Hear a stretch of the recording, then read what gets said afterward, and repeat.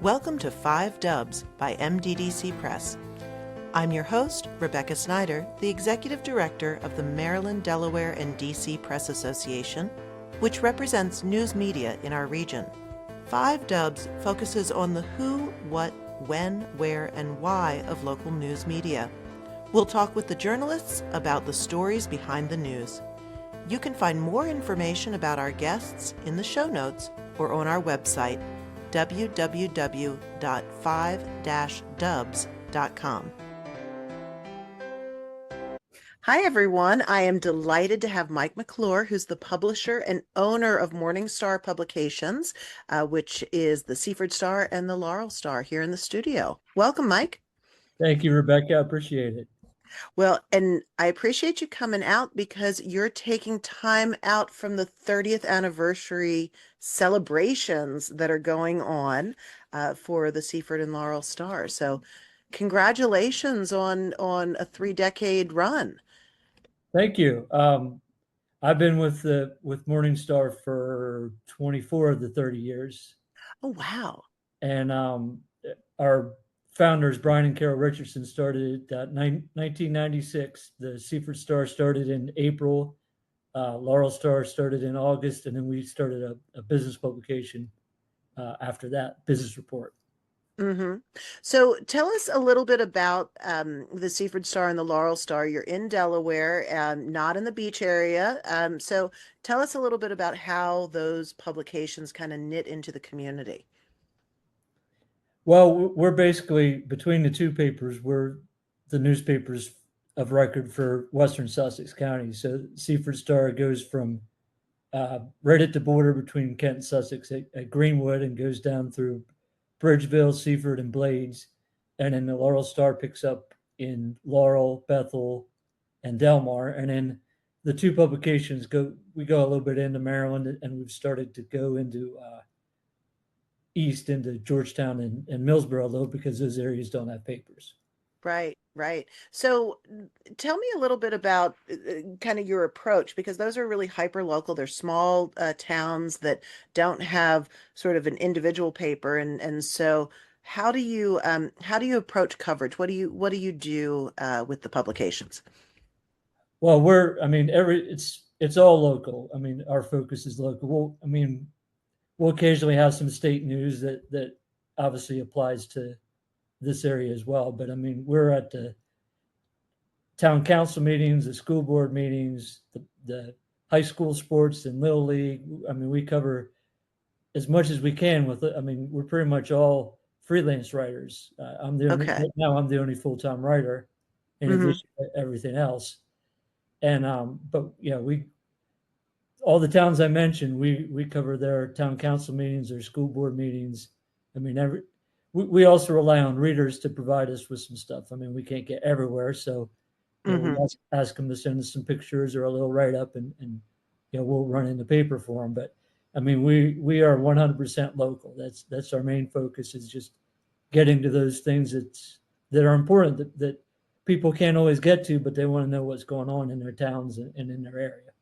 Sure. Tell me a little bit about that interplay between your audience or your community that's providing some of that content, and how you kind of approach that. Do you have people that I know you rely on certain individuals in the community, but what types of things are they? How are you using those community members?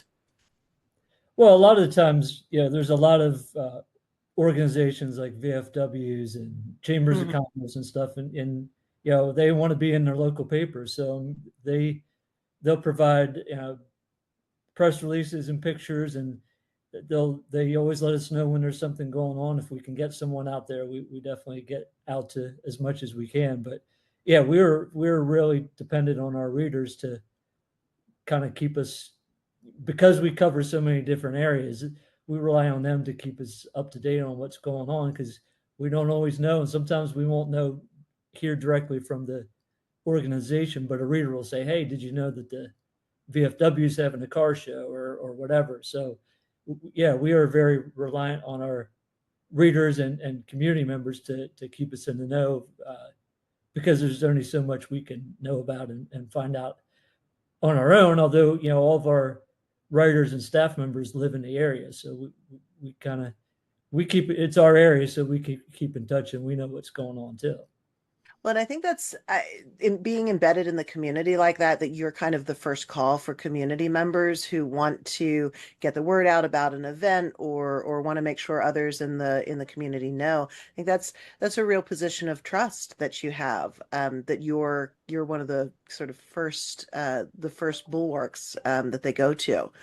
Um, since you've been there for 24 years, that is a lifetime, and almost for the full run of the publication. How have things changed? What was it like when you first started? And obviously in that span, in those decades, a lot has changed within the industry, within technology, within how people approach their community. So, talk to me a little bit about the progression of the publications.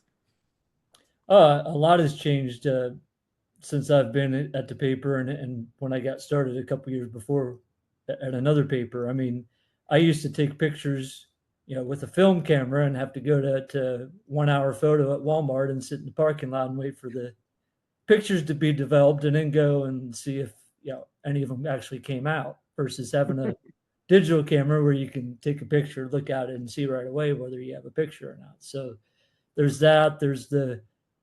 When I first got in the industry, I wasn't doing the layout of the pages as I am Hmm. now.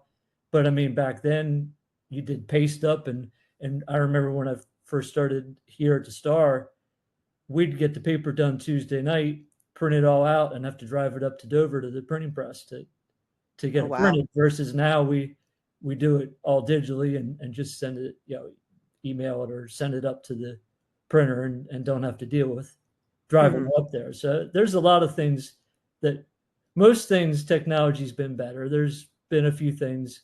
I mean, we're competing with social media now. I mean, Right. back then you didn't have social media, but we know that our stuff is factual. We can't always say the same about social media.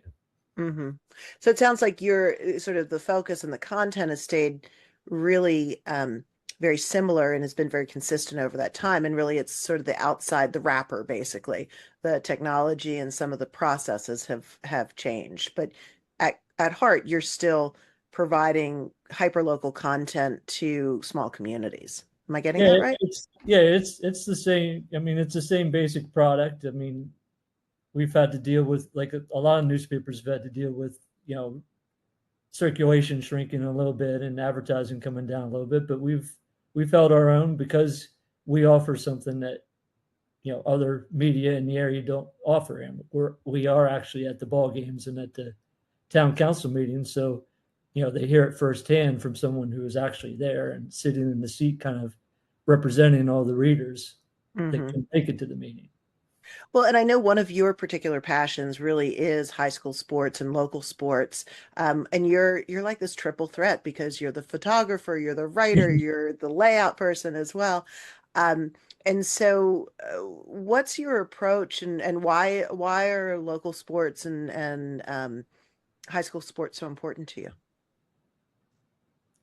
Well, I mean, I've grown up in sports. I mean, I've had the pleasure of being able to work in sports my whole career, one way or the other, in radio or newspaper or whatever. So, I mean, I grew up in a kind of a sports town in Pennsylvania.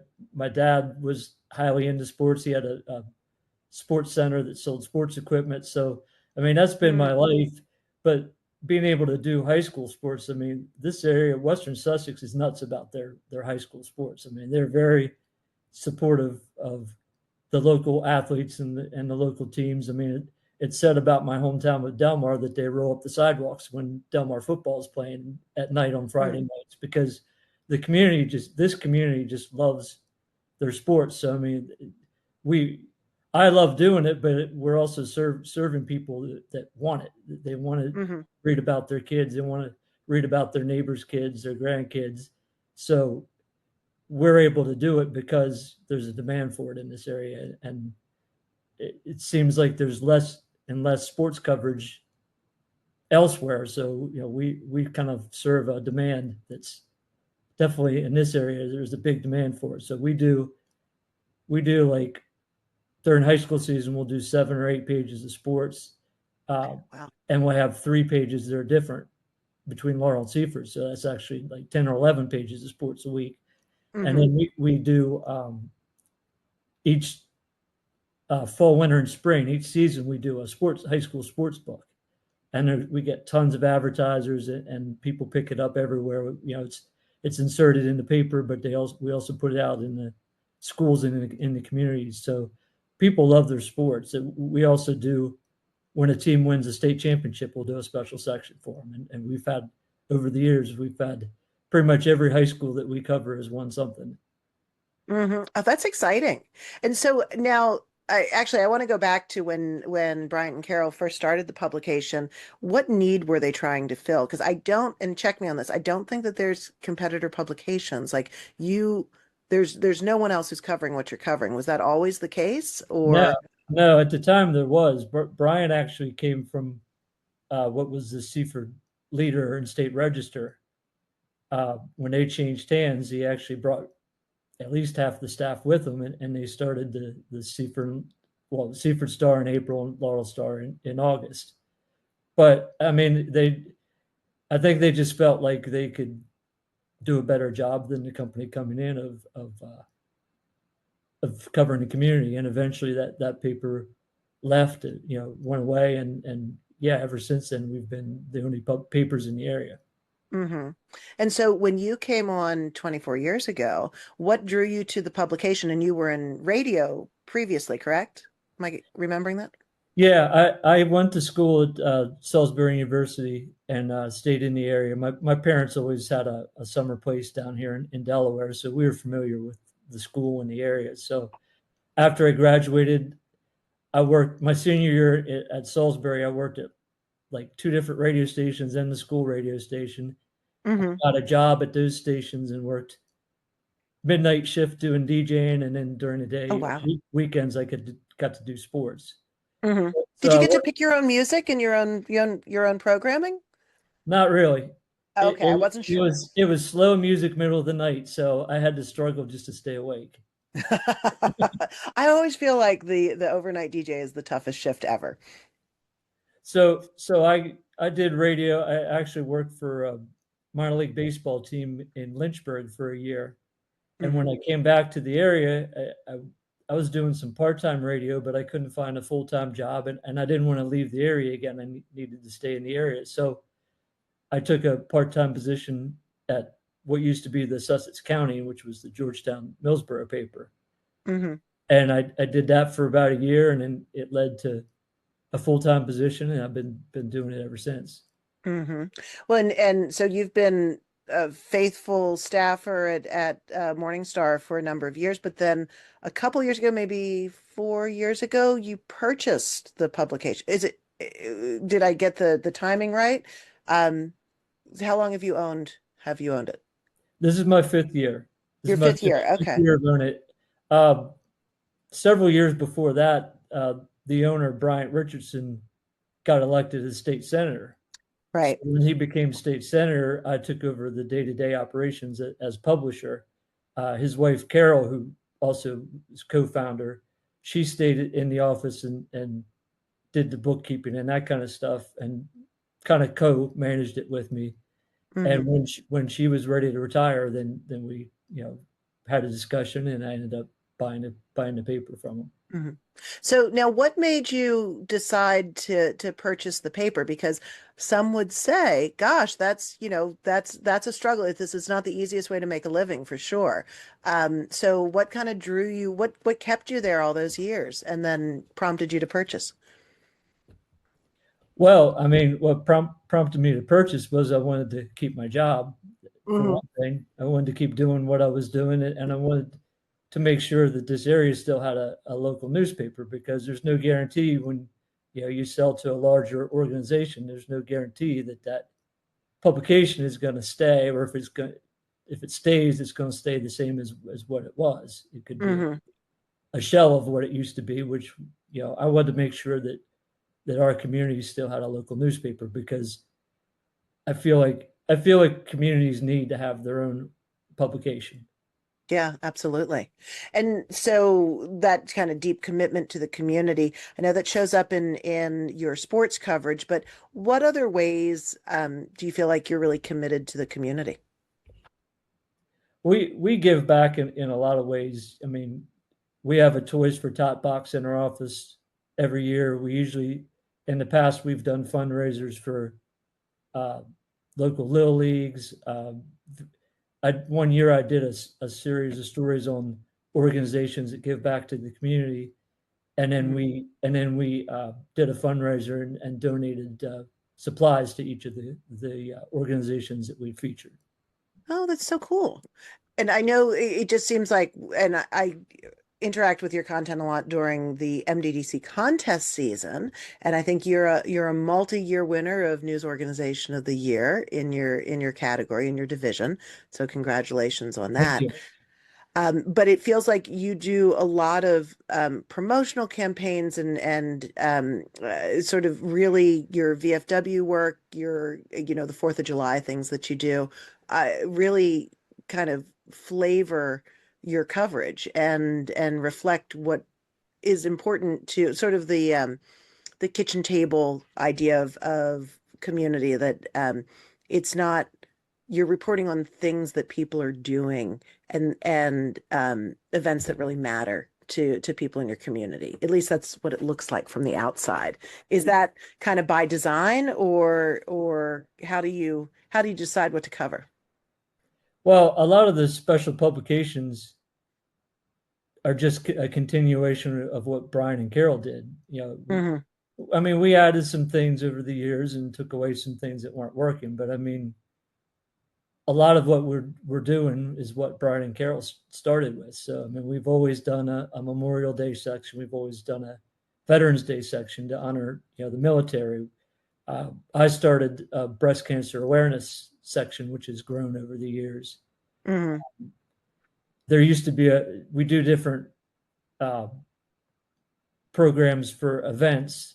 There used to be what was called Live for Chocolate, which was a fundraiser for the local hospital, which they're not doing anymore, but we used to be heavily involved in that and used to give back to that. Uh, Hmm. we do a lot of the festivals in the area will do some type of a section or a book or a page, Hmm. promoting those things. Hmm. We most recently started the Wings and Wheels Festival, which is a event over at the airport in Georgetown through the Georgetown Chamber of Commerce. Hmm. And we picked up their official program book last year, and we're going to be continuing that this year. Oh, that's exciting. So now what kind of you have the business report, and so tell me a little bit about the business climate in your areas and sort of what's trending and what's important in terms of because to be able to support the business report, there have to be a fair number of industries and businesses. So how is that going? Well, the business report started out as a newsprint publication, but many years ago it became a glossy magazine. And Hmm. it used to cover just Kent and Sussex in Delaware, and we kind of merged it with our Salisbury publication we had. So now it covers Wycomico, Maryland as well. Okay. So each it comes out every month, and each month we have a theme. We'll do like a health and wellness or senior living or something like that. Different. We have agriculture, education. So we have different themes that businesses and organizations they get a story about themselves to go along with their advertisement. And Oh, then great. every month we sell a cover package where a business will get the picture on the cover and then center spread story and pictures and then an ad that they can use later on in the Hmm. publication. So we rely very heavily on local businesses in those three counties to support Hmm. the cover and the themes, and then we have just the normal like business news and we run health news and education every month. We have columns from a marketing person as well as a finance person each month. Mm. So we try to hit all the bases with our coverage in the business report. Hmm. No, that makes perfect sense. And so we know it's your 30th anniversary this year. So what are you doing to celebrate 30 years? Well, about a month or so ago, we did an after hours with one of our local chambers, the Western Sussex Chamber of Commerce. So that we got a pretty good turnout from that. We held it at our office. Hmm. Um, Later this month, we're going to be doing a special publication, for our 30th anniversary. So I'm getting all my writers and some former writers and contributors to write something up, a column or story or something, and then we're Hmm. asking some of the local businesses and organizations to support that, so we can have a nice publication to celebrate the 30th. So, in thinking, that sounds like a wonderful series of celebrations. I'm wondering, in your history with the publication, what was the favorite thing that you covered? Does anything jump out at you that you were like, wow, I'm so grateful I got to be a part of that, or that was so fun? We've covered so many things. I mean, with my sports background, I've had the opportunity to cover several state championships in multiple sports. So I mean, it's always fun to see the local athletes compete for a state championship and win one. And Hmm. we've had some very successful state championships. I mean, I just enjoy I enjoy going out to the local festivals. We've had a couple that ran for a long time and recently stopped. We used to have a Hmm. 4th of July festival in Laurel. We used to have Hmm. Riverfest in Seaford, but we still have Apple Scrapple Festival in Bridgeville. We have a AFRAM festival in Seaford, the Wings and Wheels in Georgetown. So we have a strawberry festival in Laurel, and Delmar has Day in the Park and Heritage Day. So I like going out. That's where I get to, between the festivals and the ball games is where I get to see people, see Hmm. people in the community and talk to them and get their feedback. Because unless something really bad happens, I'll get a phone call or email. But otherwise, it's at those events that I get the immediate feedback from people. So I want to go back. Actually, there's two things that strike me in what you said. Number one, I need to know more about the Apple Scrapple Festival because that seems just an interesting mix of ingredients in the world. So what's with that?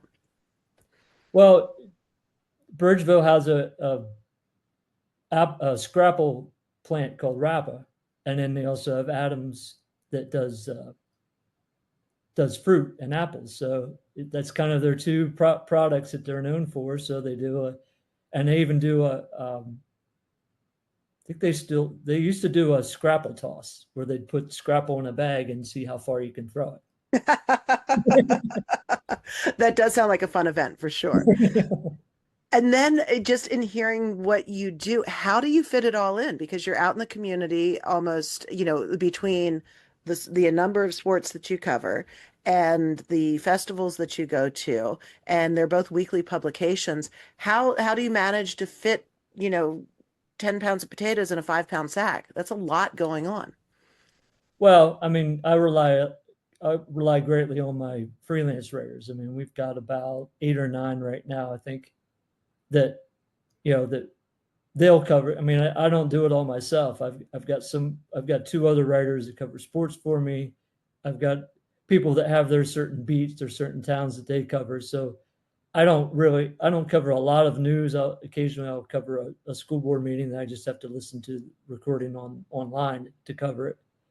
Um, but yeah, I mean, we get out to a lot. We do get out to a lot of things, but it's certainly not just me. It's because of the writers that we have, and we also have contributors that write columns. We have a doctor that writes a health column. We have gardener that does occasional gardening column. We have a pastor that writes a monthly church column. We have a lawyer that does a law column once a month. So we have a lot of people for the editorial side of things, and then I've got the best staff in the world as far as organizing everything else, as far as doing the ads and proofreading and billing and all that kind of stuff.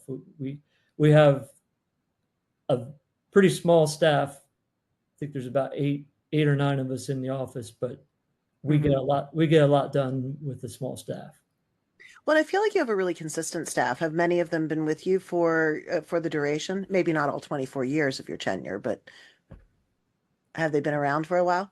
We just had the last one that was there since the beginning retired a year or so ago, but Mm-hmm. most of the other ones have been with us at least 5 or 10 years. Wow. I've been there the longest. I have one staff member, Carolyn O'Neill, who was my first editor when I was at the Sussex County, and now she Really? retired from her other position and came in, and she's working part-time, and she's actually one of my proofreaders. Oh, that's great. And then how do you find your contributors? How do you sort of not there's not often the pastoral column and the gardening column.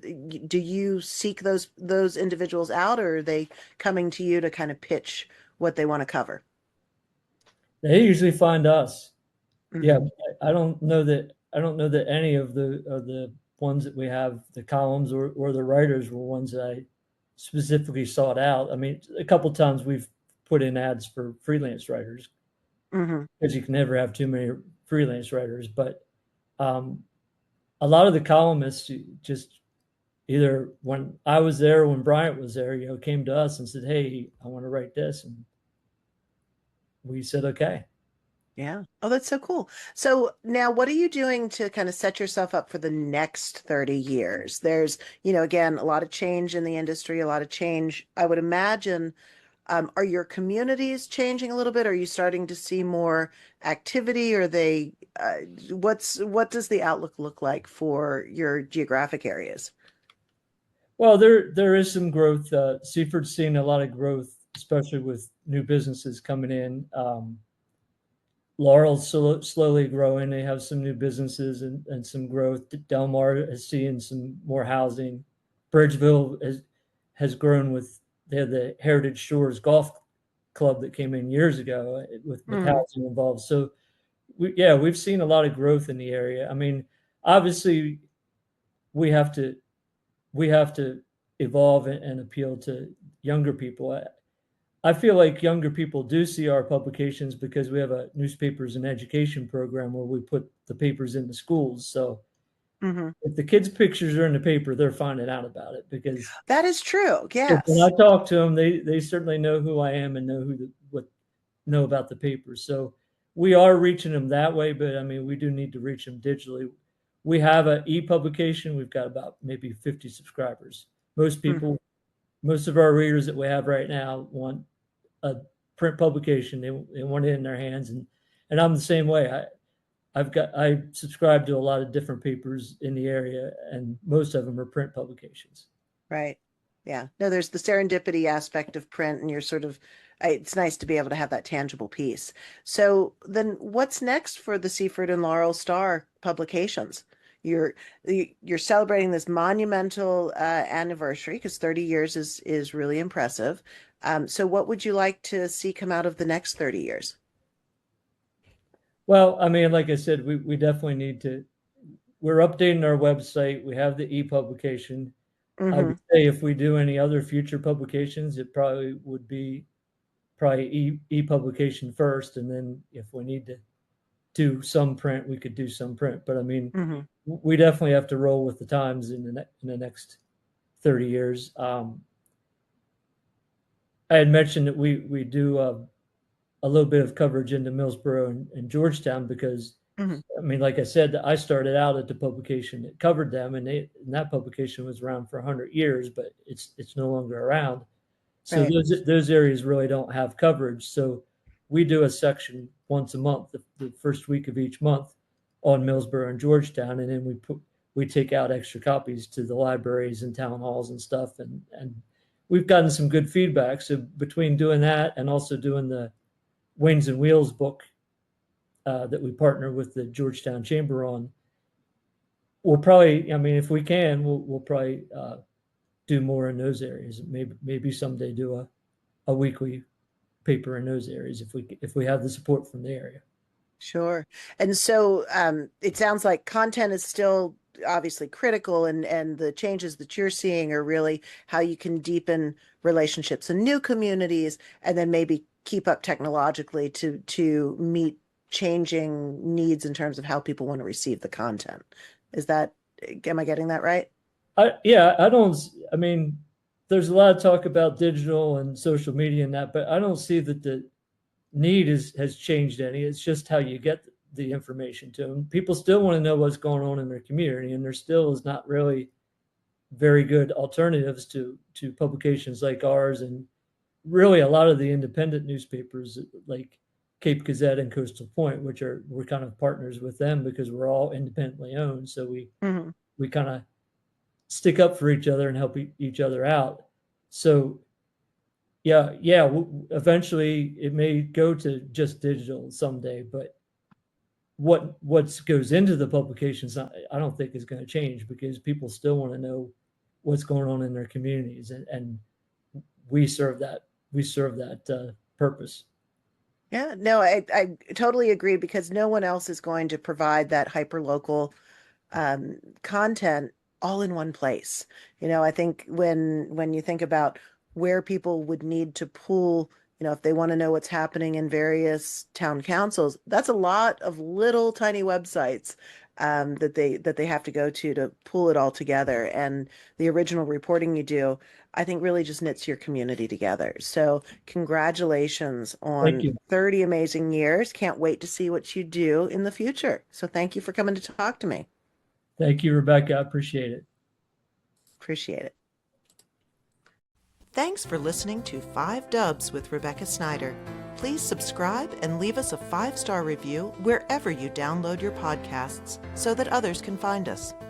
What do you want to know about local journalism? Email me at rsnyder, SNYDER, at mddcpress.com. Interested in supporting our podcast and journalism? Please donate to our 501c3 Press Foundation. Find out more and see the full episode list and show notes at www.5-dubs.com.